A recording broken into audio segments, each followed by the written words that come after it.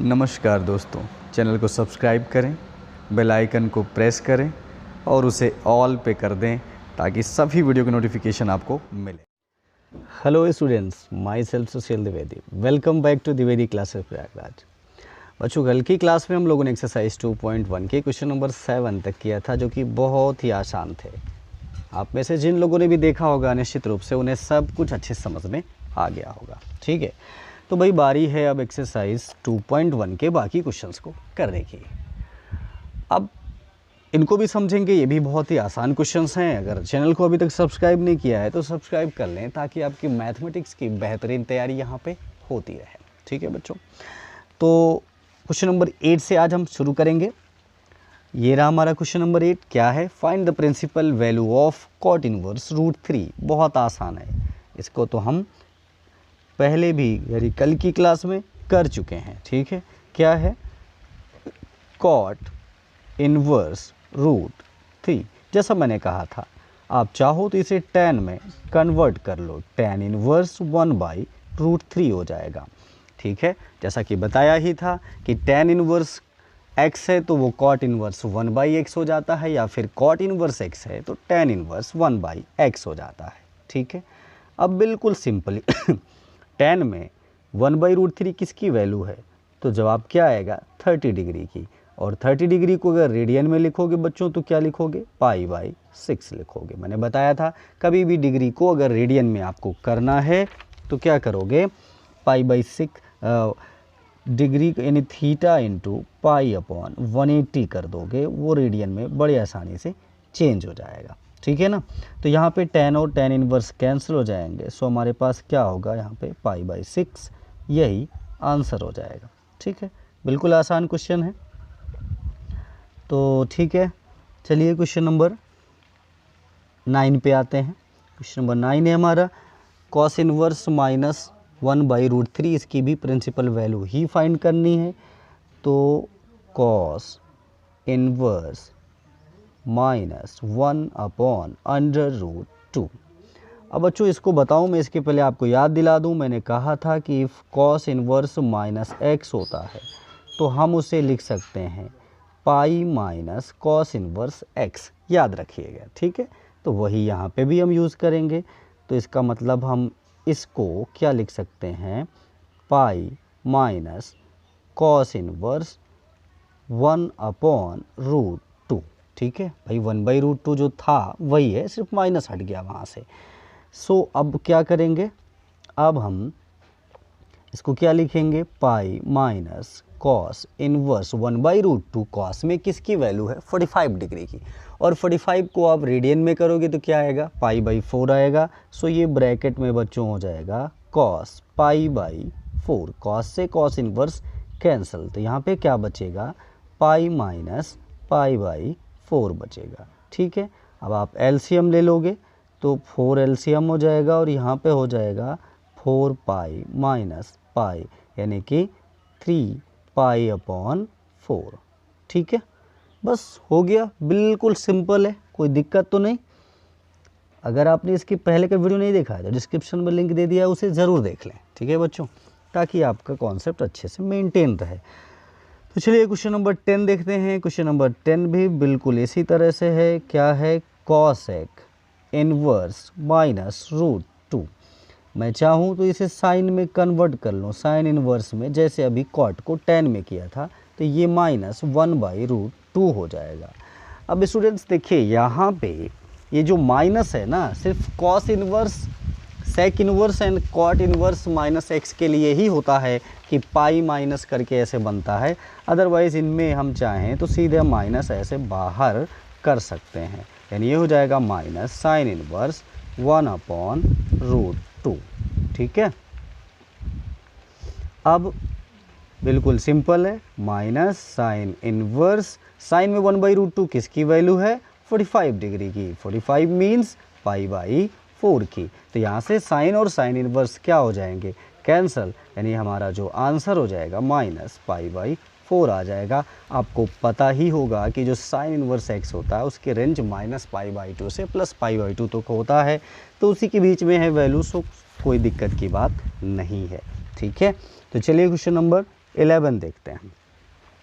Question number 11 में है find the value of tan inverse 1 plus cos inverse minus 1/2 plus sine inverse minus 1/2।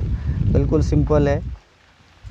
tan inverse 1 plus cos inverse minus 1/2 plus sine inverse minus 1/2।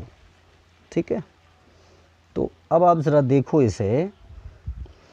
1tan में किसकी value होती है 45 की, यानी इसको हम लिख सकते हैं tan इनवर्स tan π/4 लिख सकते हैं ना। तो यहाँ पे ये कैंसिल हो जाएगा। प्लस अब बच्चों ये देखो फिर कॉस वाला केस है और यहाँ माइनस लगा है, मीन्स इसे मैं क्या लिख सकता हूँ पाई माइनस कॉस इनवर्स 1/2 लिख सकता हूँ। ठीक है ना, और साइन वाले की बात है तो उसका माइनस बाहर आ जाएगा, यानी ये तो हो जाएगा साइन इनवर्स 1/2 हो जाएगा। तो अब आप देखिए ज़रा, यहाँ पहले वाला क्या बचा π/4 बचा, और प्लस पाई माइनस ये 1/2 मतलब किसकी वैल्यू है कॉस में 60 की। 60 को क्या लिखते हैं π/3 लिखते हैं। तो कॉस और कॉस इनवर्स ख़त्म हो जाएंगे, यहाँ क्या बचेगा π/3 बचेगा। और साइन इनवर्स 1/2 भी लिखा है ना, तो हम क्या करेंगे, ये भी 30 की वैल्यू है, यानी कि π/6 हो जाएगा ना। साइन में साइन और साइन इनवर्स कैंसिल हो जाएंगे। सो अब हम क्या करेंगे, फाइनली एलसीएम ले लेंगे। तो ये π/4 और यहाँ क्या है π/3 π/6, अगर इनका हम एलसीएम लेते हैं तो ओवरऑल क्या आएगा 12 आएगा। तो आप जानते हो ये 4 3 जा यानी 3 पाई, फिर यहाँ पे 12 पाई माइनस 3 4 जा यानी 4 पाई माइनस 6 2 जा मीन्स 2 पाई। ठीक है, अब आप ध्यान से देखो 12 + 3 15 हो जाएगा और ये -6 हो जाएगा, यानी कि 9 पाई हो जाएगा, 9 पाई/12। ठीक, सो अब यहाँ पर 3 4 जा और ये 3 3 जा, तो क्या आंसर आएगा 3 π/4 हो जाएगा। ठीक है बच्चों, देखिए अगर इसके पहले का आपने वीडियो नहीं देखा है तो उन्हें ज़रूर देख लें, क्योंकि ये जो भी हम डायरेक्ट लिख रहे हैं और आप समझ पा रहे होंगे तभी। अगर इसके पहले का आपने पढ़ा है तब तो आपको बहुत आसान लग रहा होगा, लेकिन अगर आप इसके पहले का नहीं पढ़ा तो हो सकता है थोड़ा आपको मुश्किल लग सकता है। ठीक है, तो ये 3 π/4 आ गया है। बिल्कुल इसी तरह से क्वेश्चन नंबर 12 भी है, जो कि बिल्कुल आसान है। Cos inverse 1/2 plus 2 sine inverse 1/2। तो कॉस इनवर्स 1/2 है प्लस 2 साइन इनवर्स 1/2। तो आप जानते हो कॉस 60 की वैल्यू है, यानी ये π/3 यहाँ से निकलेगा। कॉस कॉस कैंसिल हो जाएगा। एक स्टेप मैं एडवांस में लिख रहा हूँ, याद रखिएगा। यानी आपको लिखना है कॉस इनवर्स ब्रैकेट में कॉस π/3, क्योंकि अब पीछे आपको बता चुका हूँ इसलिए मैंने डायरेक्ट लिख दिया। और ये 2 इंटू यहाँ भी ये 30 की वैल्यू है, यानी π/6, तो यहाँ से भी π/3 निकल के आएगा। तो π/3 प्लस π/3 क्या हो जाएगा 2 π/3 हो जाएगा। बिल्कुल आसानी से हो गया। ठीक है, तो चलिए क्वेश्चन नंबर 13 पे आते हैं। क्वेश्चन नंबर 13 में find the value of y sine inverse x is equal to y। बच्चों ये ऑब्जेक्टिव क्वेश्चन है। आप यहाँ पे 4 ऑप्शंस देख रहे होंगे। पहला ऑप्शन दिया है, दूसरा, तीसरा और चौथा।